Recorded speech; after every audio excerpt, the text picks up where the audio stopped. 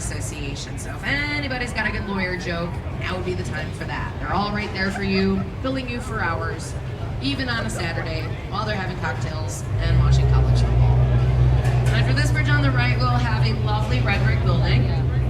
It's known as the Reed Murdoch Center, built in 1913 by George C. Nimmons. So this building used to be symmetrical, not anymore. Down from the clock tower to the right, there are 6 bays of windows. To the left, there's only 5. 20-foot section of this building was removed in 1926, simply to make way for the construction of the LaSalle Street Bridge ahead of us. They say that the Reed Murdoch building is haunted. That's because, unfortunately, a huge maritime disaster happened across the river in 1915. The Eastland sank. They'd use that building as a temporary morgue. Morbid, but true. I've done work in there before. Lights come on and off at night when they shouldn't. Things move around. It's spooky over there at night. But on to happier things, we now have a fairly new office tower next door. It was completed 5 years ago. Just to give you a sense of scale, this one is 785 feet tall, and it's known simply by its address, 300 North LaSalle. But I think the cool thing about this building is they tried to be as environmentally friendly as they could. One of the many features they use is to take water from the river, run it through coils, and use that to help air condition the building in the summer, so they don't have to use so much electricity.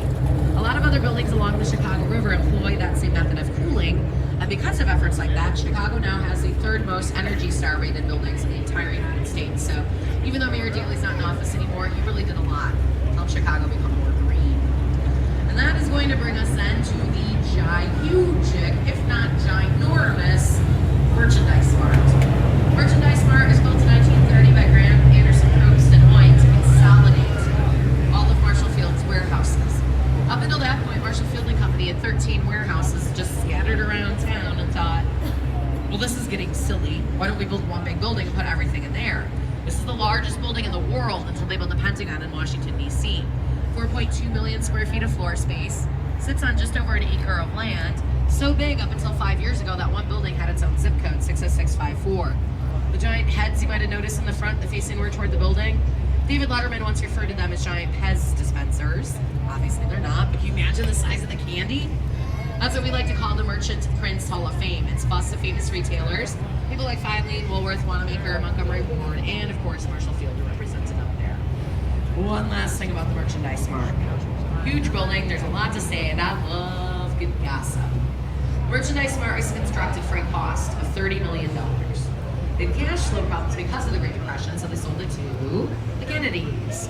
JFK's dad, Joseph Kennedy, purchased the Merchandise Mart in 1945 for the bargain price of $12.5 million. Kennedy's held on to it until 1998 when they sold it for $550 million. So they made a good return on their investment, makes you almost wish you were Kennedy. Almost. So my new friends, we are going to head up the north branch of the Chicago River for a little bit. Yes, this river is kind of confusing. It's one big river, 3 separate branches. We just came off the main branch. We're going to head up the north branch for a little bit, turn around, go back down the south branch for a good long while, turn back around and come back up the main branch. It's kind of like a big circle, yeah? We go up the north branch. I like to switch it up and talk about a couple things on the left-hand side, just to bring up the monotony of it all, get that crick out of your neck for a minute. First building that will be on our left is essentially in front of us right now. Scooch off to the right.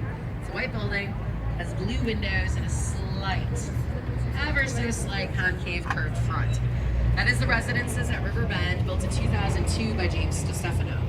They have a parking garage inside of that very narrow building. It's a middle section that has opaque windows and no balconies. They use a freight elevator to get the cars up there.